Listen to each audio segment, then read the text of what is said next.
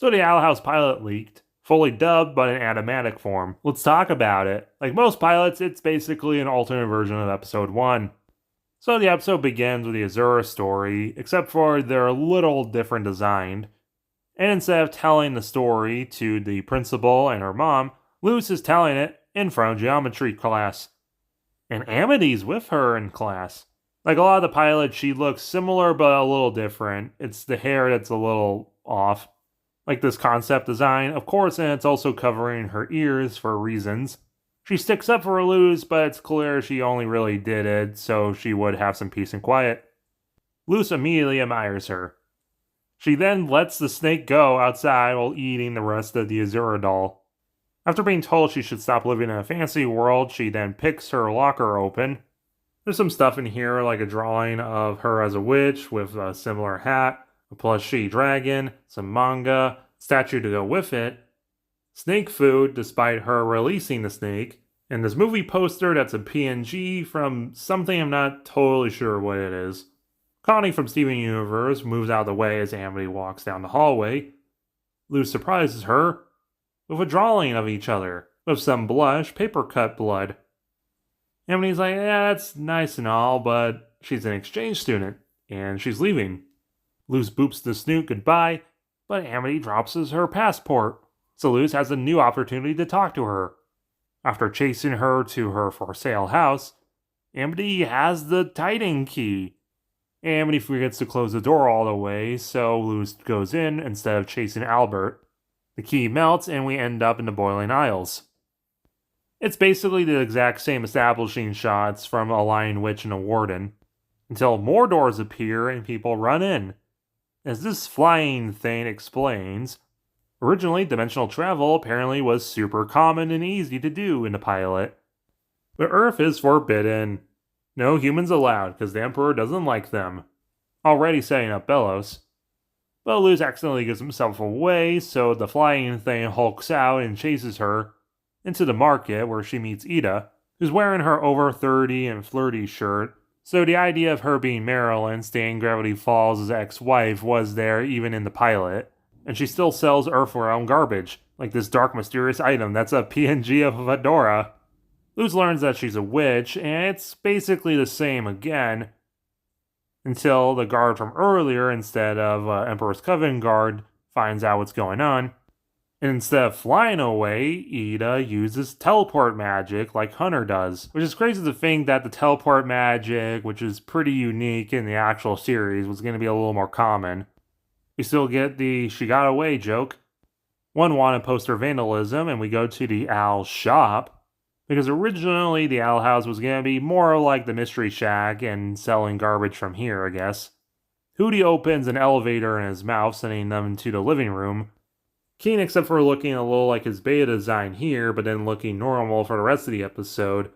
Except for a couple gags of stuff trying to eat loose and she wants to find Amity, this is basically the same scene.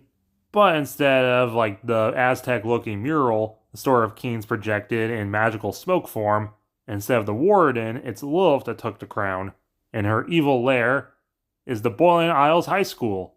So they don't have the term Hexside yet, but it does, appear out from the ground and looks more like the giant academy we all know and love.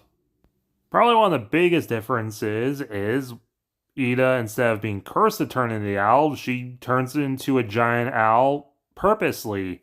That's wild. Luz sneaks in disguise. Despite being a much more stricter school in the pilot Hexside doesn't have a school uniform, which is kind of crazy.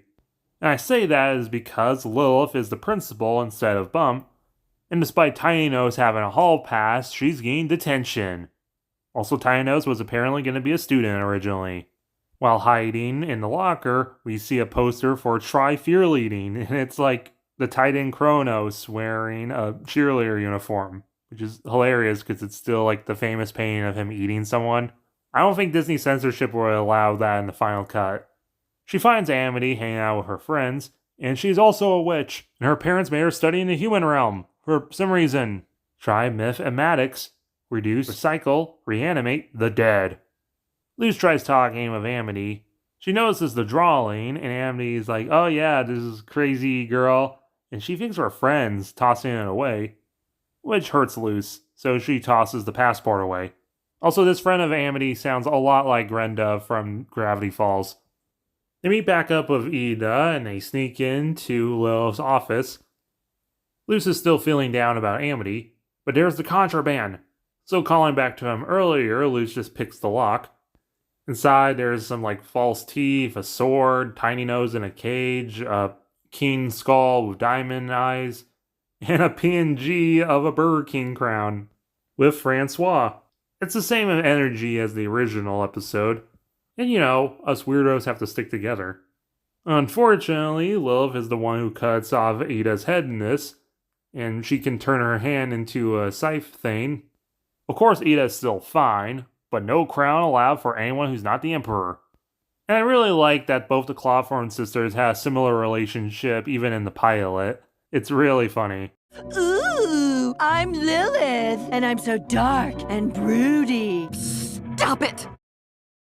I talk in a raspy voice and dye my hair black because real witches don't have curly red hair. Stop it! Stop it! Stop it! This sets her off, so they grab Ida's body and try escaping. It's another big surprise. Lilith turns into the Bat Beast instead of Lily a Raven Lady. Luce tries using the staff to teleport, but she ends up making Owlbird fly them crazily. One quick zoom by Amity. Eventually, Ida gets back control of her body, and she has her own key that she pulls out of her gem. She opens a new portal, which is super easy, you can do anywhere. And then there's this little bit that's clearly another person dubbing that sounds like they added the line in later. The human world. Whoops, wrong channel. Okay. You have to go. It's too dangerous for you here. So they boop the Snoot goodbye as Lilith shows up. Luce decides to stay behind, and we get another edition of Do Not Underestimate Me, Now Eat This Sucker, and Lilith gets a giant mustache. She charges Luce, but ends up going through the portal into the other dimension, and she gets her hand cut off, kind of reminding me of Coraline, and King wants to keep it. I'm guessing they added in that additional whoops wrong channel line because they didn't want Lilith trapped in the human world. Where she ended up, I don't know. But now Luce is stuck because that was their only key. They head back to the owl house. King gets a new crown. Ida caught the drawing, and she thinks it's beautiful. Which really touches Luce because weirdos have to stick together. But last second twist as Ida gets called on a thing. Very similar to Convention Day when Lilith gets called on a very similar looking thing. But instead of Kikimora calling, it's this bird dude. So Ida is working with the Emperor secretly, and the Emperor wants the human. Also, Ida gets zapped from her gem, and she doesn't actually want to give up Luce. This is very interesting. I really like seeing early concepts of any show, and this is no different. I think it's really interesting seeing how similar yet different it is to A Lion, Witch, and the Warden. I almost prefer them setting up important stuff like Amity, her relation with Luce, the school, and Lilith this early on. But it is kind of weird we don't get a reference to Gus or Pauline yet. I think it's very interesting seeing stuff like the Key, the Owl Beast, and Ida's relationship with the Emperor being very different from the final series. I'm glad that we had some way to finally see this publicly, even if it was a leak. I'm so grateful that it made it to be a full series. And as a standalone episode, 8 out of 10. If you like the Owl House as well, make sure to smash that like button, share with your friends, comment your own thoughts and opinions about the pilot, and subscribe if you're new. And make sure to check out my review of every single episode of the Owl House.